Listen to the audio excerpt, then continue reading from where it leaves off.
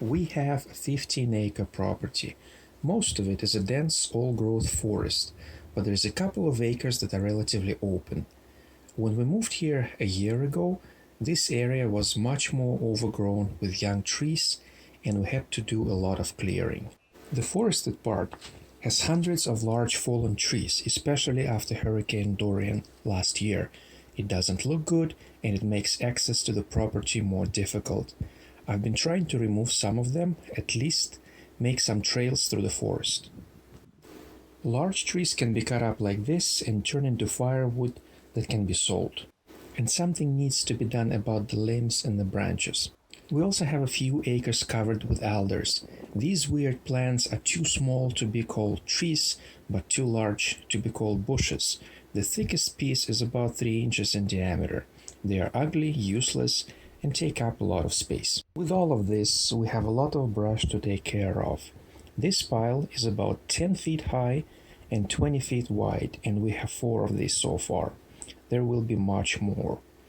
We tried to burn it, but it turned out more difficult than we expected. Plus the smoke and the fire hazard. We also figured that mulch would be more useful than ashes. Some people even buy it. So we decided to buy a chipper and spent countless hours researching different models. Our choice was narrowed down to 2 units, both with excellent reviews. All the other chippers I looked at were much more expensive or had inferior characteristics.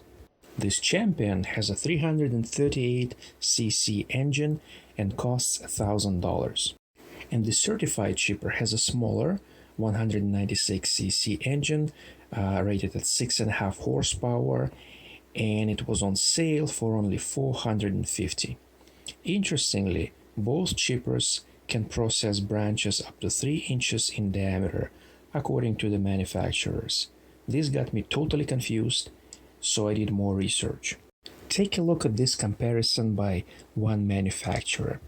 We have chippers ranging from 196cc to 301cc, vastly different in terms of power, but all of them are rated for 3 inches. It doesn't mean that all these chippers are meant to process 3-inch branches. What it means is simply the diameter of the intake, or how thick of a branch you can physically put in it. A more powerful chipper will chew up a 3-inch branch no problem, but a smaller engine will likely stall, unless you feed it really slowly. Power wasn't a big concern for me, and I chose the unit with the same intake diameter at less than half the cost. I figured I would almost never need to process really thick branches. They are more useful to me as firewood. Most videos I found as part of my research show how easily chippers process perfect straight branches like this. The problem is that branches like this don't exist in real life. Real life branches look like this. It's only about an inch in diameter, but no consumer grade chipper will take it. It's got forks and it's got curves, so you won't be able to push it into the intake. I want to try to show you all the different examples of branches I have encountered so you can see what this chipper is capable of and what its limitations are. Let's take a look at it. It's very well built, solid, heavy gauge steel, high quality powder coating finish. It feels like it's gonna last a very long time. I was very impressed how simple the design is. It's direct drive, which means that the flywheel with 2 blades sits directly on the shaft. No belt, no clutch. Unlike more expensive commercial chippers, there is no separate mechanism for pulling the branches in. The pulling effect here is caused by the angle between the intake and the knives. As the knife hits the branch, it chips off a small piece, and it also pushes the branch in. Brilliant. The design is so simple that there is almost nothing to break here. Obviously, the blades will have to be replaced periodically. It has a very popular and highly reliable Kohler engine with unusually simple controls. There is only one lever that does everything: on-off switch, throttle, and choke. I have never seen this setup. Alright, now I'm going to start it and show you some examples of what it can do. It's super easy to start, always on the first pull. Open the choke as soon as it starts and always keep it at full RPM. Perfect straight branches like this one are a piece of cake, but like I said, they rarely exist. This one looks bushy, but it's thin and flexible, so no problem. Small branches like these are too easy, so I put 4 or 5 of them together and I choose them up. This one is thicker and has wider forks, but it's still flexible enough and can be processed.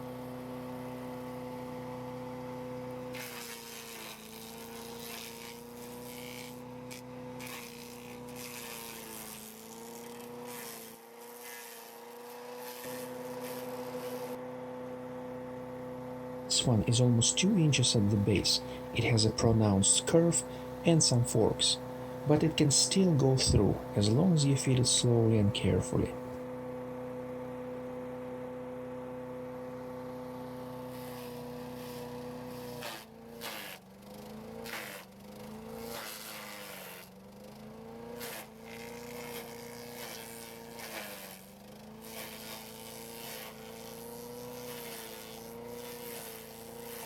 What about the branches that won't fit? I lay them out on the ground, take my small chainsaw, and chop them up into more manageable pieces. Just make sure the pieces are straight enough to go in. Here I'm cutting off a thick piece and taking it to the firewood pile.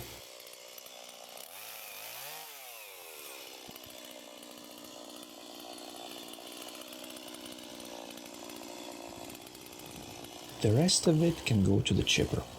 This curve is too sharp and it won't go in. Cut it in half.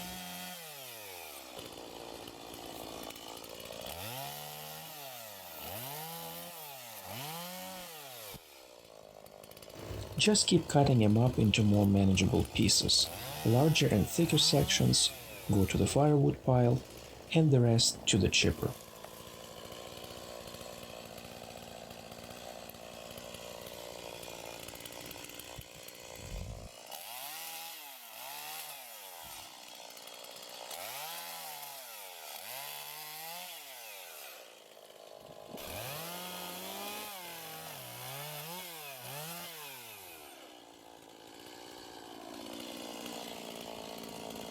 This is an example of dealing with an entire small tree. I wouldn't recommend using a chainsaw though. A simple axe or a hatchet would be easier and safer. Chop the small branches off, leaving just this clean trunk.